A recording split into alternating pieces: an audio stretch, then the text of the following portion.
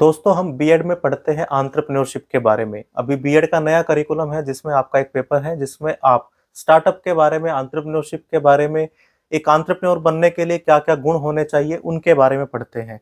आज मैं आपको एक रियल कहानी बताऊँगा, एक रियल स्टोरी बताऊँगा, एक ऐसे व्यक्ति के बारे में जिन्होंने अपने जीवन में इतना बड़ा मुकाम हासिल किया है। जब मेरे सामने इनकी स्टोरी आई, जब मैंने नेट पर इनके बारे में पढ़ा, तो मुझसे रुका नहीं गया। मैंने सोचा कि आप सबके लिए ये वीडियो बनानी चाहिए ताकि हमें भी कुछ इंस्पिरेशन मिले, क्योंकि अक्सर हम किसी बहाने के पीछे छुपकर अपने बड़े-बड़े आइडियाज़ को, बड़े-बड़े सपनों को मार देते हैं। ये कहानी हो सकता है आप में से किसी को प्रेरित करे। इस वीडियो को ध्यान से समझिएगा, पूरा देखिए और नोट कीजिए कि कौन-कौन से ऐसे गुण हैं एक उद्यमी बनने के लिए जो इन व्यक्ति के पास थे और इनसे हम भी सीख सकते हैं।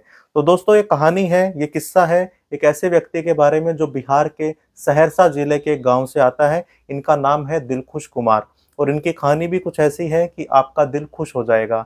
दिलखुश कुमार जी बिहार के सहरसा जिले के एक गाँव से हैं। इन्होंने अपनी पढ़ाई अपने गाँव के ही सरकारी स्कूल से की। 10वीं और 12वीं में कोई बहुत ज़्यादा नंबर नहीं थे और परिवार की आर्थिक स्थिति कुछ ऐसी नहीं थी कि बहुत आगे तक की पढ़ाई की जाए। तो यानी इनके ऊपर एक दबाव आ गया 12वीं के बाद कि अब कुछ अपना काम करना चाहिए, पिताजी का हाथ बटाना चाहिए। पिताजी पेशे से ड्राइवर थे, तो बहुत ज़्यादा इनकम उनकी भी नहीं थी। इन्होंने नौकरी के लिए इधर-उधर हाथ-पैर मारने शुरू किए। यहाँ तक कि स्कूल में चपरासी की नौकरी के लिए भी आवेदन किया, लेकिन वहाँ भी इनका सिलेक्शन नहीं हुआ। उसके बाद दिल्ली आए, सोचा था कि दिल्ली आकर कुछ टैक्सी चलाएँगे, यहाँ पर पैसे कमाएँगे, लेकिन रास्तों की जानकारी ना होने की वजह से दिल्ली में टैक्सी का काम तो नहीं मिला, इनको रिक्शा चलाने का काम मिला। रिक्शा चलाई, बीमार पड़े, दिल्ली शहर इनको जमा नहीं, तो वापिस चले गए अपने गाँव में। वहाँ जाकर फिर छोटी-मोटी नौकरी की, ड्राइवर की नौकरी की, कुछ इन्होंने अपना काम शुरू किया। उसके बाद इनके मन में था कि कुछ अपना करना है, अपनी एक गाड़ी लेनी है, अपना कुछ काम जमाना है, एक बड़ा सपना था। यहाँ से समझिए कि आपकी पारिवारिक स्थिति कैसी भी हो, आप एक बड़ा सपना देख सकते हैं और उसके लिए आप मेहनत कर सकते हैं। इसी बड़े सपने के साथ इन्होंने अपना एक काम शुरू किया। इनके पास एक कार थी, वहीं से इन्होंने काम शुरू किया। एक लोकल टैक्सी सर्विस या ऐप बेस एक सर्विस इन्होंने शुरू की। अब इनके सर्विस में और जो बाकी ट्रेडिशनल टैक्सी सर्विस थी, उसमें क्या डिफरेंस था? बाकी टैक्सी सर्विस में अगर आप उनसे कहीं जाने के लिए उन्हें बुक करते थे, तो वो आपसे आने-जाने का दोनों तरफ का किराया लेते थे। लेकिन इन्होंने क्या बोला कि अगर आपको 10 मिनट के लिए टैक्सी चाहिए, 10 मिनट का किराया दीजिए। आपको 1 घंटे के लिए चाहिए, 1 घंटे का दीजिए। पूरे दिन की दिहाड़ी देने की, पूरे दिन का पैसा देने की कोई ज़रूरत नहीं है। लोगों ने मज़ाक बनाया, जैसा कि अक्सर होता है अगर हम कोई नया काम शुरू करते हैं तो लोग मज़ाक बनाते हैं, ताने दिए।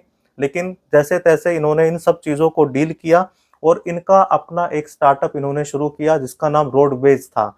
ये रोडवेज एक टैक्सी सर्विस थी ऐप बेस्ड, लेकिन इसमें और बाकी जो बड़ी कंपनी थी उनमें क्या डिफरेंस था कि वो आपसे दोनों तरफ का किराया लेते थे अगर आपको आउट स्टेशन जाना है, लेकिन ये आपसे एक तरफ का किराया लेते थे। और इन्होंने अपने डेटाबेस के ज़रिए लोगों को कनेक्ट किया, टैक्सी सर्विस इनको मुहैया कराई और 50 किलोमीटर से ज़्यादा जाने पर उनसे एक तरफ का किराया वसूल करना शुरू किया, जिससे कि इनका स्टार्टअप चल निकला। उसके बाद भी काफ़ी मुश्किलें आई, कुछ विवाद इनके साथ जुड़े, लेकिन इन्होंने हार नहीं मानी। ये चलते रहे और आज इनका स्टार्टअप इतना बड़ा है कि 500 से ज़्यादा एम्प्लॉयी काम करते हैं, 500 से ज़्यादा इनके यहाँ पर गाड़ियाँ चलती हैं, यानी इनकी ऐप पर 500 से ज़्यादा गाड़ियाँ रजिस्टर्ड हैं। और इसमें मज़े की बात क्या है कि खुद ये व्यक्ति 12वीं पास है, इनके स्टार्टअप में आईआईटी से, आईआईएम से ग्रेजुएट जो हैं, वो काम करते हैं।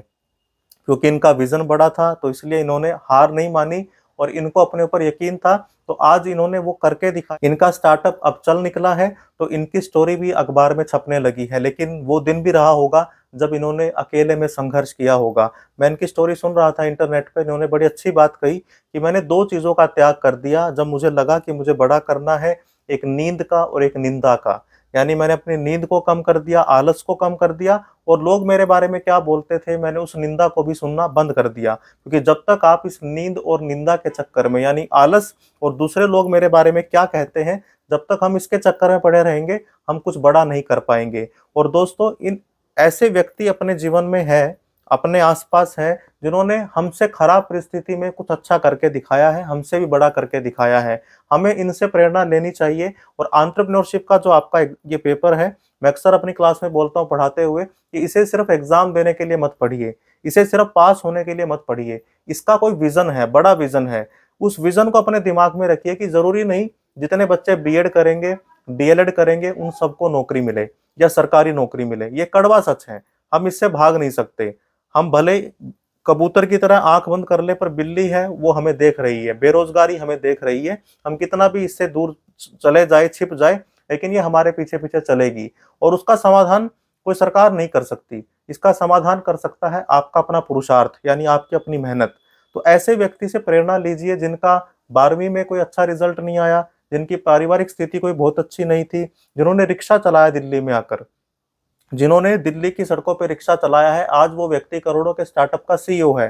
क्यों? क्योंकि उसके पास एक बड़ा विजन था और उस विजन पर मेहनत करने की काबिलियत थी। उन्होंने हार नहीं मानी। ये जो कहानी हम बता रहे हैं, मैं आपको बता रहा हूँ, आप नेट पर सर्च करेंगे तो इनके बारे में और पता नहीं कितने चैनल ने कुछ स्टोरी बनाई होगी, कुछ खुद इनके इंटरव्यू लिए होंगे।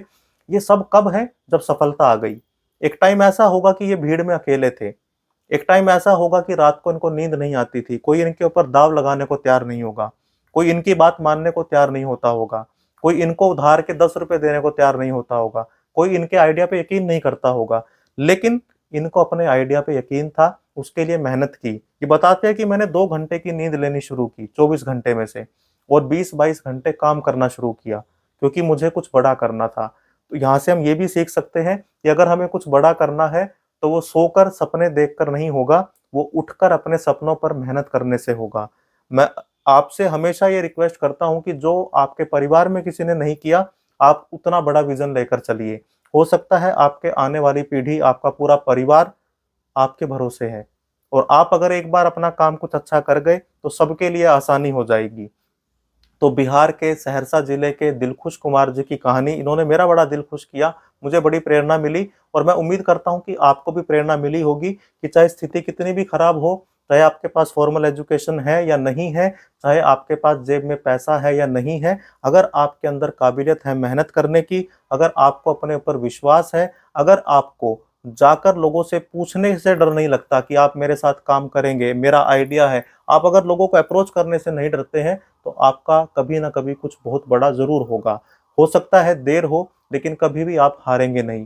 तो दोस्तों, एक कहानी से सीखिए और एंटरप्रेन्योरशिप वाले पेपर को सिर्फ एग्जाम देने के लिए मत पढ़िए, इसको अपने जीवन में उतारिए। जो भी सीख आपको मिलती है उन्हें इम्प्लीमेंट करने की कोशिश कीजिए। तो कमेंट सेक्शन में मुझे बताइए कि आपको दिलखुश कुमार जी की ये कहानी कैसी लगी और आपको क्या सीखने को मिला। Thank you very much.